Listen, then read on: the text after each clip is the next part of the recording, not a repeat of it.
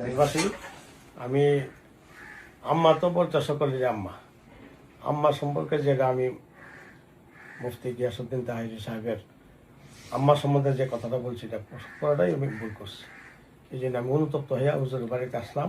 আল্লাহ আমাকে ক্ষমা করুক, ওনার আম্মা যেন আমাকে ক্ষমা করে না।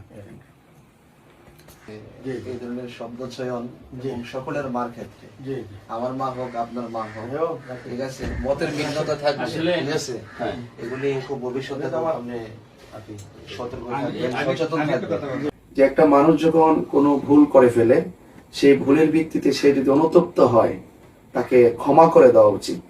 তো আমিও মামলা পেপার সব রেডি করেছিলাম, সব আজকে রেডি। 10টার সময় আমাদের আইনজীবী ফোরাম তারা মানে মামলাটা দাখিল করতো এবং আমি সমস্ত তথ্যপত্রগুলো নিয়ে, আমি সব উপাদানগুলো নিয়ে রেডি হয়েছিলাম। যখন আমি দেখেছি যে না, যিনি আমার মা সম্পর্কে এরকম নেগেটিভ কিছু কথা বলেছেন, সেই জন্য তিনি যেহেতু আমার বাড়িতে চলে আসছেন, ক্ষমাই হলো ইসলামের সবচেয়ে বড় সৌন্দর্য। তো সেই জন্য আমি মামলা সব রেডি থাকার পরও আমি মামলা দিয়ে যাইনি। আমি আমার বাড়িতে আসার কারণে, আর উনি যেহেতু জিনিসটা বুঝতে পেরেছেন, উনি আমার বয়সে বড় এবং উনি একজন আলেম মানুষ, ওনার সাথে আমাদের মতাদর্শের ভিন্নতা আছে, সেটা হলো অন্য প্রসঙ্গ। সেটা নিয়ে আমরা হয়তো বা কখনো এইভাবে যদি সুযোগ পাই, পাশাপাশি আমরা একাডেমিক আলোচনা করে জায়েজ না জায়েজের প্রশ্নে আমরা কথা বলবো।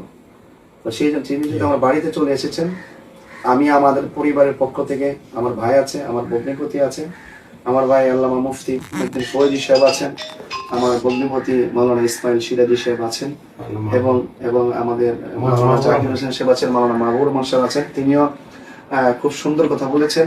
একজন মানবিক হয়ে তিনি ওনারা আমাদের বাড়িতে আসছেন। তো সেই জন্য যেহেতু বাড়িতে চলে আসছেন, সেই বিষয় নিয়ে আমি আমার পরিবারের পক্ষ থেকে ওনাকে আমি মানে আন্তরিকভাবে এবং আমার আম্মার পক্ষ থেকে, যে আমার আম্মাকে নিয়ে তিনি যে কথা বলছেন, সে আম্মার পক্ষ থেকে ক্ষমা সুন্দর দৃষ্টিতে দেখা এবং ফিউচারে যার সাথে যারা আকীদার দ্বন্দ্ব হোক, কিন্তু কখনো আমরা যেন আমাদের ভাষাগত ভাষাকে যেন আমরা